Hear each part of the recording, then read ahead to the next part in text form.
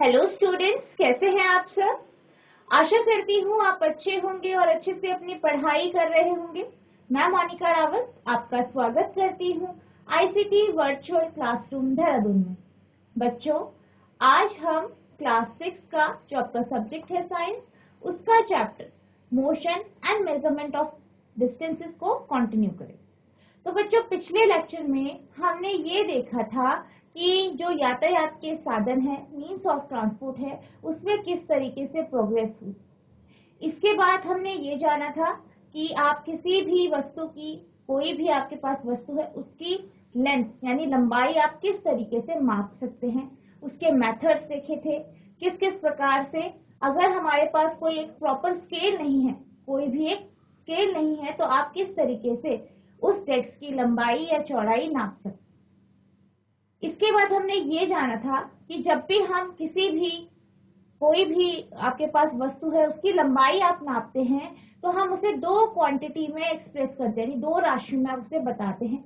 एक ज्ञात राशि होती है और एक अज्ञात राशि होती है। बेसिकली जब हम ज्ञात राशि की बात करते हैं, नोन क्वांटिटी की बात करते हैं, तो ये वो क्वांटिटी है जिसके बारे में आपको पहले से पता है। जैसे कि जब हम क्या करते हैं कि अगर आप कोई भी टेबल है, उसकी लंबाई आप नाप रहे हैं, और किसके माध्यम से नाप रहे हैं, अपने हाथों के माध्यम से, यानी आप हथेली के माध्यम से, या जिसे आप हैंड स्पैन कहते हैं, हमने हैंड स्पैन पढ़ा था, जो आपके अंगूठे से लेके ये जो छोटी उंगली है, इसका जो टिप है, इसकी जो लंबाई होती है, इसे हम हैंड स्पैन कहते हैं। अगर आपको किसी भी डेस्क की लंबाई नापनी है, किसी भी मेज की लंबाई नापनी है, तो आप इसके माध्यम से नापते हैं। तो जब भी हम कहते हैं कि एक मेज की जो लंबाई है वो 3 हैंड स्पैन है, तो इसका अर्थ ये है कि जो हैंड स्पैन है वो कौन सी क्वांटिटी है, नोन क्वांटिटी, ज्ञात राशि, जो आपको पहले से पता है। और दूसरा जो क्वांटिटी होती है वो कौन सी होती है, नंबर होती है। नंबर जैसे कि 3 हैंड स्पैन, तो जो 3 है या 3 है वो क्या है, आपका नंबर। अब हम जानते हैं स्टैंडर्ड यूनिट ऑफ मेजरमेंट के बारे में, यानी मापन के मानक मात्रकों के बारे में। तो पुराने समय से ही जो है, जो मनुष्य है, उसे लंबाई को नापने की, चीजों को नापने की आवश्यकता रही। क्योंकि आप ये जानते हैं, चाहे आप घर बना रहे हो या आप कोई भी एक फर्नीचर, जैसे कि आपकी टेबल है, चेयर है, उसे बना रहे हो, तो आपको जो है मापन की आवश्यकता होती है, मेजरमेंट की आवश्यकता होती है। जैसे कि जब भी आप स्कूल में मैथ्स में, जब आपको टीचर कहती है कि आपको फिगर बनाना है, जैसे कि आपको सर्कल बनाना है, तो आपको मैम बताती है कि आपको कितने सेंटीमीटर का जो है सर्कल बनाना है। तो इसी तरीके से पुराने समय से ही, क्योंकि सभ्यताएं थी, तो उनको जो है मापन की आवश्यकता हुई, घर के निर्माण के लिए, फर्नीचर के निर्माण के लिए, और बहुत सारी चीजों के निर्माण। तो पुराने समय से ही कुछ जो है, कुछ ऐसे यूनिट्स थी जिनका यूज करके चीजों को मापा जाता। जैसे कि अगर हम बात करें फुट की, फुट यानी जो आपके पैर होते हैं, पैर की जो लंबाई होती है, उसको फुट कहते हैं। उसका उपयोग किया जाता था पुराने समय में लंबाई को मापने के लिए। इसी तरीके से जो आपकी फिंगर होती है, उंगली होती है, उसकी जो चौड़ाई होती है, उसकी जो विड्थ होती है, उसका उपयोग किया जाता था नापने के लिए। इसी तरीके से जो आपका क्यूपिड है, क्यूपिड जो होती थी, जो आपके हाथ से लेके और आपकी जो ये एल्बो है, कोहनी है, इसकी जो लंबाई है, इसका उपयोग किया जाता था मेजरमेंट में। तो इस तरीके से बहुत सारी ऐसी हमारे बॉडी के पार्ट्स या शरीर के ऐसे भाग थे जिनका उपयोग लंबाई को मापने में किया जाता था। जैसे कि आप कुछ यहाँ पे फिगर में देख सकते हैं, यहाँ पे आपको फिगर दिख रही होगी, तो यहाँ पे लिखा है एंशिएंट इंस्ट्रूमेंट, यानी ये पुराने टाइम में या पुराने समय में मापने में इनका उपयोग किया जाता है। जैसे कि आपका हैंड स्पैन हो गया, आपके जो अंगूठा है, अंगूठे से लेके जो आपकी छोटी उंगली है, इन दोनों के बीच की जो डिस्टेंस है, जो इनके बीच की दूरी है, उसको हैंड स्पैन कहा जाता है। इसी तरीके से आपका जो फुट होता है, पैर जो होता है, पैर की जो लंबाई है, उसको फुट स्टेप कहते थे, और इससे भी लंबाई को मापा जाता। इसी तरीके से रस्सी का उपयोग किया जाता था और आर्म लेंथ का उपयोग किया जाता था। आर्म लेंथ यानी जो आपकी उंगली है, सबसे उंगली वाली उंगली जो है, हाथों की जो सबसे लंबी उंगली है, उसका जो टिप है, वहां से लेके कोहनी तक की जो लंबाई है, इसका उपयोग भी लंबाई को मापने में किया जाता है। इन ancient times the length of a foot, the width of a finger and the distance of a step were commonly used as different unit of measurement। यानी प्राचीन काल में पैरों की लंबाई, अंगुली की चौड़ाई तथा कदम की दूरी, इन सभी मापों का मात्रक के रूप में उपयोग किया जाता था। यानी पुराने समय में जो आपके पैर है, पैर की लंबाई, उंगली की जो मोटाई है या उसकी जो चौड़ाई है, और जो आपके स्टेप्स हैं, ठीक है, उनका उपयोग जो है मापन में किया जाता। अब कुछ और जो आपके मेजरमेंट की यूनिट्स हैं वो कुछ इस तरीके से है। जैसे कि मैंने आपको बताया था क्यूबिट। तो क्यूबिट क्या होता है? जो आपके हाथ है, हाथ की जो उंगलियां हैं, उंगलियों से लेके जो आपकी एल्बो है यानी कोहनी है, वहां तक की जो लंबाई होती है उसे क्यूबिट कहा जाता था। तो इसको भी जो है लंबाई को मापने में उपयोग किया जाता था। इसी तरीके से जो इंच होता था, इंच जो है आपका जो अंगूठा होता है, ये जो अंगूठा है, ठीक है, ये अंगूठा है, अंगूठे के जो ऊपर से लेके ये जो जहाँ पे ये फोल्ड होता है, यहाँ पे मुड़ता है, वहां तक की जो लंबाई थी आप यहाँ पे देख सकते हैं, इसको इंच कहा जाता था। इससे भी जो है लेंथ यानी लंबाई को मापा जाता था। इसी तरीके से यार्ड का उपयोग किया जाता था। तो यार्ड क्या होता था? जो आपके हाथ की उंगलियां हैं उसकी जो टिप्स है, ठीक है, वहां से लेके जो नोज है, यानी अगर आप अपने हाथ को इस तरीके से स्ट्रेच करें, यहां से लेके आपकी जो नाक तक की जो डिस्टेंस है, इसे यार्ड कहा जाता था।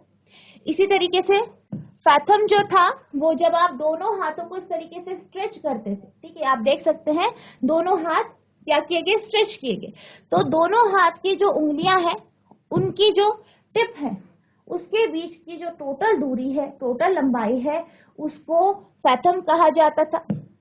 इसी तरीके से अगर फुट की बात करें तो जो पैर है, जो आपके पैर है, पैर की जो लंबाई है उसे फुट कहा जाता था। जो एकड़ होता था, तो एकड़ किससे नापते थे कि जो दो बैल है वो जितने खेत को जोत सकते हैं उसको उस जमाने में एकड़ कहा जाता था। यानी एक दिन में वो जितने जो है खेत जोत पाएंगे वो आपका एकड़ हो जाए। इसी तरीके से अगर हम बात करें माइल की, तो माइल जो होता था वो एक सोल्जर यानी सैनिक के द्वारा 1000 के जो डबल स्टेप लिए जाते थे उसको वो माइल कहते थे। इसी तरीके से आप यहाँ पे डिजिट देख सकते हैं। तो डिजिट क्या थी? जो मिडिल फिंगर होती है, जो मध्यमा होती है, उसकी जो चौड़ाई है उसको डिजिट कहा जाता है।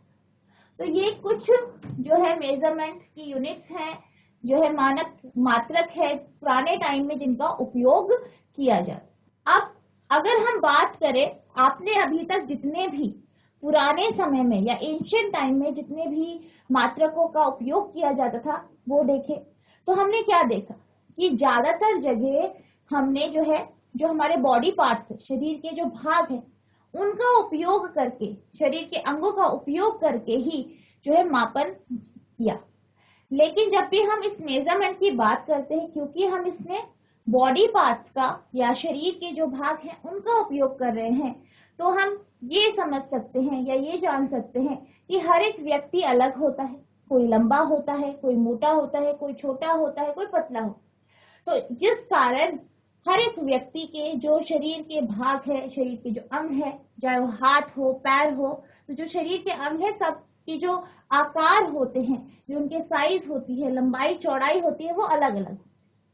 तो क्या होता है, किसी व्यक्ति के लिए 1 फुट जो है बड़ा होगा, किसी के लिए फिर छोटा हो जाता है। किसी के लिए 1 क्यूबिट बड़ा होता है, किसी के लिए छोटा हो जाता है। क्योंकि क्या है, किसी के हाथ लंबे होते हैं, किसी के हाथ छोटे होते हैं, किसी के पैर लंबे होते हैं, किसी के पैर छोटे होते हैं, जिस कारण मेजरमेंट में वेरिएशन आ रहे हैं। यानी जो मापन है उसमें जो है अलग अलग या जो है जो अलग अलग या फिर भिन्नताएं आ रही, ठीक है, क्या आ रही है, भिन्नताएं आ रही है, डिफरेंसेस आ रही, जिस कारण अगर हम इस तरीके के जो है आपके मेजरमेंट के जो मानक हैं, ठीक है, अगर हम इनको लेते हैं, इन यूनिट्स को लेते हैं, तो इन यूनिट्स जो ये यूनिट्स है इनसे क्या होगा, बहुत ज्यादा डिफरेंसेस या भिन्नताएं आएंगी। तो यूनिफॉर्मिटी लाने के लिए, एक रूपता लाने के लिए, एक समानता लाने के लिए साइंटिस्ट ने क्या किया, साइंटिस्ट ने कुछ यूनिट्स को एक्सेप्ट किया जिसे उन्होंने स्टैंडर्ड यूनिट माना, जिनको उन्होंने जो है मानक मात्रक माना। और इन मानक मात्रकों को जो दूरी या जो लंबाई, इसी प्रकार से ही अगर हम बात करें मीटर की, तो पूरे विश्व में जो जैसे मीटर है, किलोमीटर है, आपका सेंटीमीटर है, तो इनकी जो लंबाई है, जो लेंथ है, वो बराबर हो। तो इस कारण जो है इन यूनिट्स को एक्सेप्ट किया गया वर्ल्ड वाइड, और इन्हें हम कहते हैं एसआई यूनिट। क्या कहते हैं, एसआई मात्रक, या जिसे आप कहते हैं international system of unit. For the sake of uniformity, scientists all over the world have accepted a set of standard units of measurement. यानी एक रूपता के लिए जो साइंटिस्ट थे, जो वैज्ञानिक थे, उन्होंने पूरी दुनिया में एक स्टैंडर्ड यूनिट को लिया, उसको उन्होंने हर जगह एक्सेप्ट किया। The system of units now used is known as International System of Unit और SI Unit। और ये जो सिस्टम थे जिसे एक्सेप्ट किया गया, ठीक है, जो ये एक्सेप्ट की गई प्रणाली, इस प्रणाली को हम इंटरनेशनल सिस्टम ऑफ यूनिट कहते हैं, यानी अंतरराष्ट्रीय मात्रक प्रणाली कहते हैं, या एसआई मात्रक कहते हैं। The SI unit of length is metre. और अगर हम बात करें लेंथ की, लंबाई की, एसआई यूनिट की, तो ये क्या है, मीटर।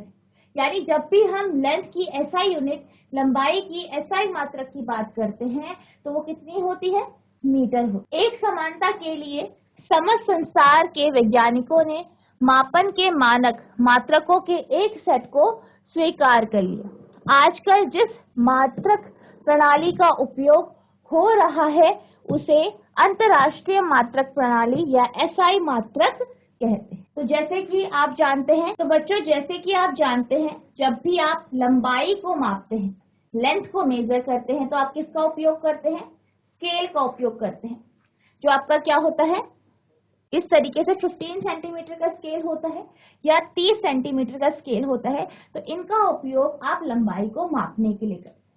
तो अभी हमें क्या समझ में आया, हमें ये समझ में आया कि पुराने समय में लोग क्या करते थे, जो हमारे शरीर के अंग है, भाग हैं, उनका उपयोग करते थे मापने के लिए। अब वो क्या थे, अलग अलग थे। तो हमने क्या किया, फिर क्या हुआ, एक यूनिफॉर्मिटी बनाने के लिए, एक समानता बनाने के लिए जो है स्टैंडर्ड यूनिट्स को जो है एक्सेप्ट किया गया, जिसे एसआई यूनिट कहते हैं। और जब हम बात करते हैं लेंथ की, लंबाई की, तो लंबाई की एसआई यूनिट आपकी मीटर होती। अब हम बात करते हैं लेंथ की।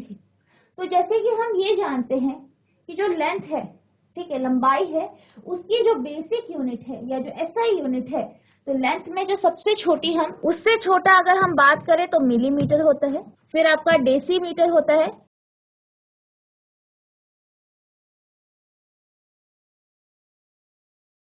फिर आपका मीटर होता है, फिर आपका होता है डेकामीटर, फिर हेक्टोमीटर, और फिर होता है आपका किलोमीटर। तो ये आपका जो है मीटर के कुछ स्टैंडर्ड यूनिट्स हैं जिनका हम उपयोग करते हैं, millimetre, centimetre, decimetre, metre, decametre, hectometre और किलोमीटर। अब हम इनके रिलेशन के बारे में जानेंगे कि ये आपस में किस तरीके से जो है एक दूसरे से संबंधित है। तो अगर हम बात करें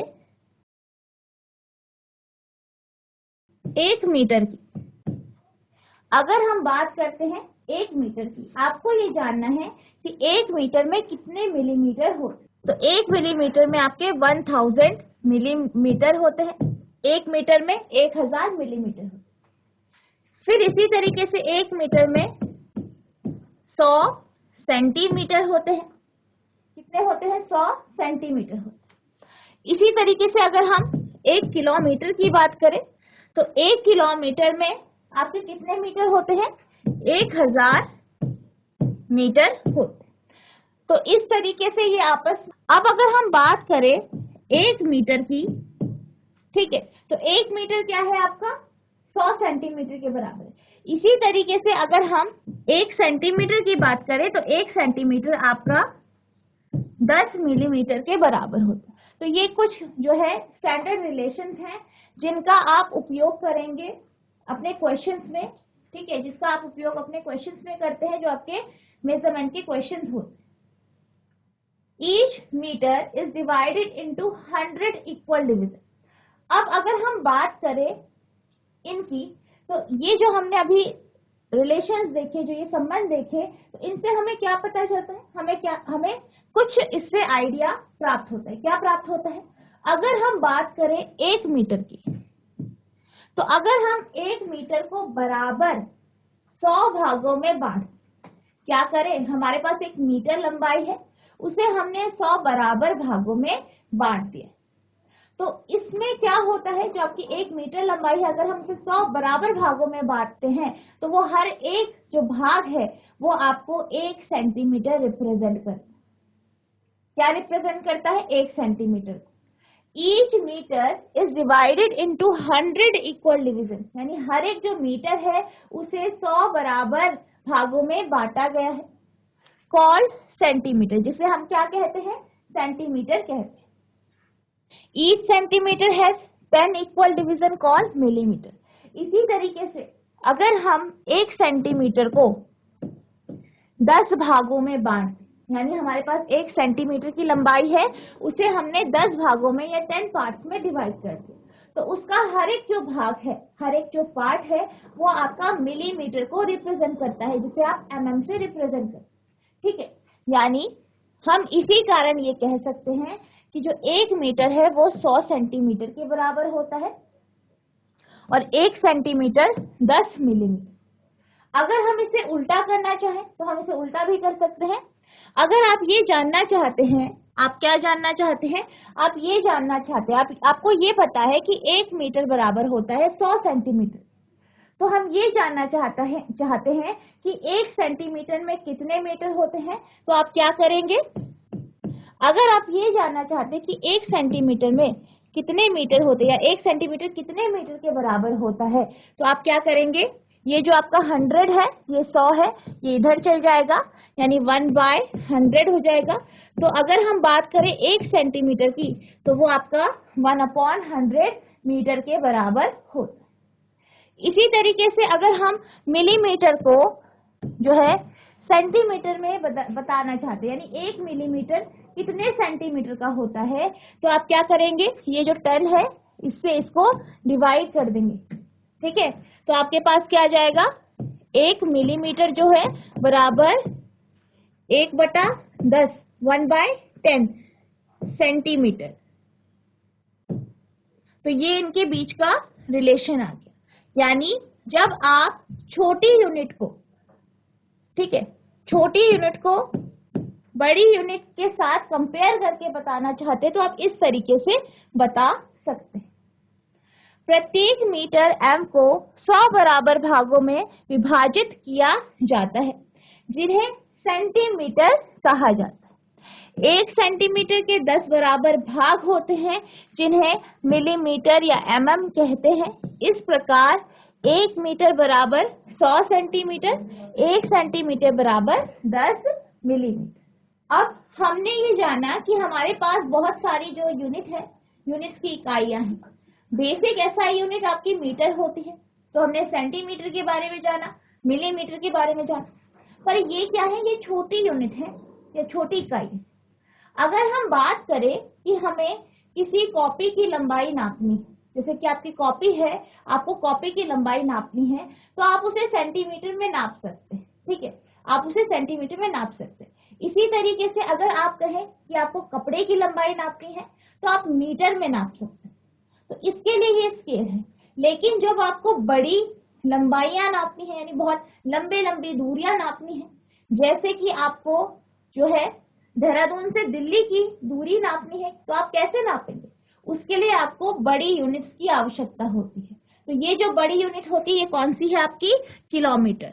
कौन सी है? किलोमीटर। तो जो किलोमीटर है, इसका उपयोग हम करते हैं दूर, जो दूरियां है, लंबी जो दूरियां है, जैसे कि जो लार्ज डिस्टेंसेस हैं, उनको बताने के लिए उनको मेजर करने के लिए, उनको मापने के लिए हम किलोमीटर का उपयोग करते हैं। और अगर हम बात करें 1 किलोमीटर की, तो जो 1 किलोमीटर होता है वो आपका 1000 मीटर के बराबर होता है। For measuring large distances metre is not a convenient unit, यानी अगर हमें बड़ी बड़ी जो है लंबाइयां नापनी है, ठीक है, बहुत ज्यादा दूरियां नापनी है, बहुत ज्यादा जो डिस्टेंसेस है उन्हें नापना है, तो आप मीटर का उपयोग नहीं कर सकते, क्योंकि मीटर क्या है, छोटी यूनिट है। इसलिए हम बड़ी यूनिट का या जो बड़े मात्रक है उनका उपयोग करते हैं, जैसे कि आपका किलोमीटर हो। तो जो आपका 1 किलोमीटर होता है वो 1000 मीटर के बराबर होता है।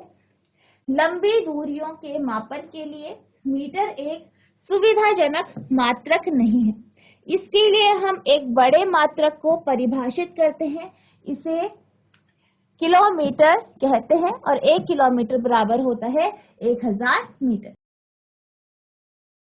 अब हम बात करते हैं करेक्ट मेजरमेंट ऑफ लेंथ की, यानी लंबाई के यथार्थ परिशुद्ध माप। यानी जब भी हम लंबाई को मापते हैं तो हम किस तरीके से लंबाई को मापे ताकि हमारा जो मेजरमेंट है या हमारा जो मापन है वो बिल्कुल सही।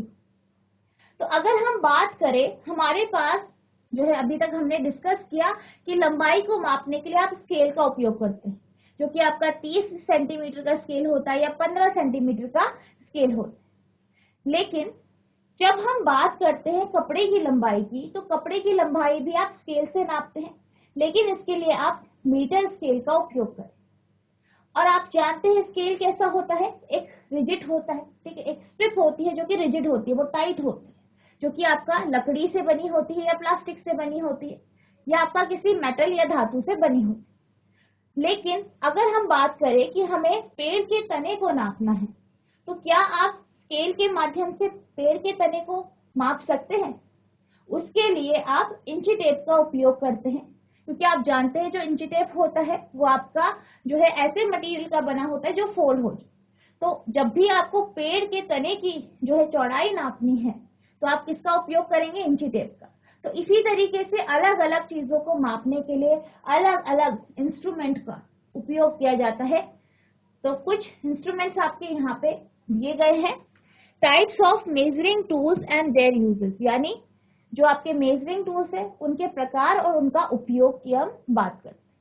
पहला है एंगल लोकेटर, इसका उपयोग एंगल यानी कोण को मापने के लिए किया जाता है। माइक्रोमीटर, इसका उपयोग आप जैसे कि जो पतली पतली चीजें होती है, जैसे धागा हो गया, ठीक है, तार होगी, उसकी मोटाई को मापने के लिए आप माइक्रोमीटर का उपयोग करते हैं। इसी तरीके से गॉज है, गॉज का उपयोग हम प्रेशर को मापने के लिए करते हैं। प्रोटेक्टर का उपयोग आप कोण को मापने के लिए करते हैं। नेक्स्ट है टेप, ठीक है, जैसे कि इंची टेप है, इसका उपयोग हम लेंथ को, लंबाई को मापने के लिए करते हैं। जैसे कि हम कह रहे थे कि जो आपका पेड़ का तना हो गया, ठीक है, इस तरीके की जो लंबाइयां हैं इनको मापने के लिए हम टेप का उपयोग करते हैं। एंगल गॉज से आप एंगल मापते हैं। लेवल से आप लेवल देखते हैं। स्क्वायर मेजर है। इंक्लिनोमीटर, ठीक है, कंपास है, कंपास से आप एंगल को मापने के लिए उपयोग करते हैं। लेजर लेवल है, इसका उपयोग लेवल को करने के लिए करा जाता है। कैलिपर से भी जो है किसी भी चीज की जो पतली चीज है उसकी मोटाई मापी जाती है, जैसे कि आप पेंसिल की मोटाई माप सकते हैं। स्पीडोमीटर का उपयोग आप स्पीड यानी चाल को मेजर करने के लिए करते हैं, जिसका उपयोग आपके वाहनों में या गाड़ियों में किया जाता है। तो ये कुछ जो है टूल्स हैं मेजरमेंट के। अब हम बात करते हैं कि आप जब भी किसी भी चीज की लंबाई मापें, चाहे वो कोई भी चीज है, चाहे आप अपने टेबल की, चेयर की लंबाई नाप रहे हैं, किसी बॉक्स की चौड़ाई नाप रहे हैं, तो आप किस तरीके से स्केल के माध्यम से इसे मापें। तो जैसे कि आप यहाँ पे देख सकते हैं, हमारे पास एक बॉक्स है, एक डब्बा है, उसकी विड्थ यानी उसकी चौड़ाई हमें मापनी है। तो हम क्या करेंगे, हम एक स्केल का उपयोग करेंगे इसकी विड्थ या चौड़ाई को मापने के लिए। हमने क्या किया, एक स्केल लिया। आप जानते हैं स्केल आपका कुछ इस तरीके से दिखता है। अब जो स्केल होता है, ठीक है, स्केल के बारे में अगर हम समझे तो ये क्या है, आपका स्केल। यहाँ पे आप देख सकते हैं ये क्या है, आपका स्केल है। और ये जो है इसका स्टार्टिंग पॉइंट ये आपका 0 है, जहाँ पे कुछ नहीं लिखा है वो क्या है, आपका 0 है, इनिशियल पॉइंट, शुरुआत का जो पॉइंट है जहां से लाइन शुरू हो रही, ये जो है 0 है। फिर 1 2 3, तो यहाँ पे क्या है, ये सेंटीमीटर स्केल। तो इसका उपयोग हम इस बॉक्स की जो चौड़ाई है उसे मापने में करें। तो बेसिकली आप यहाँ पे देख सकते हैं कि हम क्या कर रहे हैं, बॉक्स की चौड़ाई माप रहे हैं। तो आपको सबसे पहले जो 0 पॉइंट है, ठीक है, जो इनिशियल पॉइंट है, 0 पॉइंट है, उसे इस कोने में इस तरीके से रखना है, ठीक है। कैसे रखना है, बिल्कुल कोने पे रखना है, और इस स्केल को बिल्कुल सीधा रखना है। कैसा रखना है, बिल्कुल सीधा रखना है। आपको इस स्केल को तिरछा नहीं रखना है, जैसे कि आपको यहाँ पे बी फिगर में दिखाई दे रहा है, आपको ऐसा बिल्कुल नहीं रखना है। आपको हमेशा स्केल को सीधा रखना है। जब आप स्केल को सीधा रखेंगे तभी आपका जो मेजरमेंट है, जो मापन है, वो बिल्कुल करेक्ट आएगा, बिल्कुल सही है। तो आप यहाँ पे देख सकते हैं जब हमने स्केल को बिल्कुल सीधा रखा है तो यहाँ पे जो बॉक्स की चौड़ाई है या विड्थ है, तो बच्चों आप यहाँ पे देख सकते हैं जब हमने स्केल को बिल्कुल सीधा रखा है तो इस जो मेजरमेंट आई है इस चौड़ाई की, इस विड्थ की, इस बॉक्स की विड्थ की, वो कितनी आई है, 13 सेंटीमीटर, यानी 13 सेंटीमीटर। वही जब हमने स्केल को तिरछा रखा, कैसा रखा है, तिरछा रखा है, तो इसकी चौड़ाई 13.5 सेंटीमीटर यानी 13.5 सेंटीमीटर है। तो आप देख सकते हैं दोनों में डिफरेंसेस आ रहे हैं, भिन्नताएं आ रही हैं। और कितना डिफरेंस आ रहा है, 0.5 का। तो यही कारण है कि आपको स्केल को बिल्कुल भी तिरछा नहीं रखना चाहिए। आप जब भी मापन करते हैं स्केल से किसी भी लाइन को, किसी भी चीज को मेजर कर रहे हैं, माप रहे हैं, तो आपको हमेशा स्केल सीधा रखना है। कैसा रखना है, सीधा रखना। नेक्स्ट, अगर हम बात करें स्केल की, तो जब भी आप स्केल रखेंगे, ठीक है, जहां जिस भी चीज की आप लंबाई माप रहे हैं, जैसे कि हम यहाँ पे बॉक्स की चौड़ाई माप रहे हैं, तो हमें हमेशा स्केल का जो 0 पॉइंट है उसे इसके कोने में रखना चाहिए। हमें कभी भी जो स्केल है उसको इस तरीके से नहीं रखना चाहिए कि आप यहाँ पे 1 पे रख रहे हैं या 2 पे रख। अगर आपका जो स्केल टूट रखा है आगे से, उस पे 0 पॉइंट नहीं है, तब आप रख सकते हैं, लेकिन फिर आपको उतनी क्वांटिटी को, यानी जैसे आपने एक को यहाँ पे इस किनारे पे रखा है, 1 सेंटीमीटर को यहाँ पे रखा है, यहाँ पे 1 लिखा है, तो आपको क्या करना पड़ेगा, जो इसकी लंबाई आएगी उससे आपको 1 को माइनस करना। तो इससे बचने के लिए, करेक्ट मेजरमेंट के लिए, आपको हमेशा स्केल का जो 0 पॉइंट है उसे जो है जिस भी चीज की आप लेंथ नाप रहे हैं या चौड़ाई नाप रहे हैं उसके इनिशियल पॉइंट में रखना है। तो ये जो पहला फिगर है, पहले फिगर में क्या किया गया है, जो स्केल का 0 पॉइंट है उसे यहाँ पे किनारे पे रखा, तो ये बिल्कुल सही है, फर्स्ट फिगर बिल्कुल सही है। वहीं अगर हम बात करें सेकंड फिगर की, दूसरी फिगर की, तो यहाँ पे जो स्केल है, स्केल का जो 1 पॉइंट है, यानी जो 1 सेंटीमीटर दिखा रहा है, उसे बॉक्स के किनारे रखा गया। तो यहाँ पे ये 1 सेंटीमीटर यहाँ पे रखा गया है, तो ये जो है गलत है। और अगर आप इस तरीके से मेजरमेंट करते हैं तो आपको क्या करना पड़ेगा, फिर इस 1 सेंटीमीटर को मेजरमेंट से माइनस। अब हम देखते हैं कि इस केस में जो आपका चौड़ाई है, बॉक्स की जो चौड़ाई है वो कितनी आई। पहले में आप देख सकते हैं 13 सेंटीमीटर आई है जब हमने 0 पे रखा, 0 पे जब रखा, 0 को जो है स्टार्टिंग पॉइंट पे रखा। अब सेकंड केस में आप देख सकते हैं 14 सेंटीमीटर आई है, तो यहाँ पे हमने 1 पे रखा, तो आपको यहाँ पे डिफरेंसेस दिखाई दे रहे होंगे, भिन्नताएं दिखाई दे रही होंगी। तो इसको करेक्ट करने के लिए फिर हमें यहाँ पे 1 माइनस करना पड़ेगा। तो इससे बचने के लिए हमेशा आप जब भी मेजरमेंट करें तो आप हमेशा स्केल का जो 0 पॉइंट है वो इनिशियल पॉइंट पे रखें, यानी शुरुआती बिंदु पे। नेक्स्ट है, जब भी आप मापन करते हैं, मेजरमेंट करते हैं, तो आपको हमेशा उस स्केल से बिल्कुल सीधे देखना है, यानी आपकी जो लाइन ऑफ साइट है बिल्कुल स्ट्रेट होनी चाहिए। जैसे कि आप यहाँ पे बी पे देख रहे हैं, तो बी में जो बच्चा बैठा है ये बिल्कुल सीधा देख रहा है स्केल पे, तो इसका जो मेजरमेंट आएगा वो बिल्कुल करेक्ट आएगा। वहीं अगर हम बात करें उन बच्चों की जो कि ए और बी पोजीशन से देख रहे हैं, तो उनका मेजरमेंट गलत आएगा, क्योंकि इनका लाइन ऑफ साइट जो है वो तिरछा है, जिस कारण जो मेजरमेंट है उसमें भिन्नताएं आएंगी, डिफरेंसेस आएंगी और एरर आ जाए। तो बच्चों, आज हमने ये देखा कि पुराने समय में या एंशिएंट टाइम में किस तरीके से जो यूनिट ऑफ मेजरमेंट्स हैं उनका उपयोग किया जाता था। हमने लेंथ की यानी लंबाई की स्टैंडर्ड यूनिट देखी, उसकी एसआई यूनिट क्या है ये हमने जाना, और किस तरीके से हमें मेजरमेंट करना चाहिए था या हमें मेजरमेंट करना चाहिए जब भी आप किसी भी स्केल के माध्यम से किसी भी चीज को मापते हैं, तो आपको किस किस चीज का या किस किस बातों का ध्यान रखना चाहिए, ये हमने डिस्कस किया। आई होप आपको ये समझ में आया होगा। तो बच्चों, आज के लिए बस इतना ही, मिलते हैं अब नेक्स्ट सेशन में। तब तक के लिए thank you and have a nice day.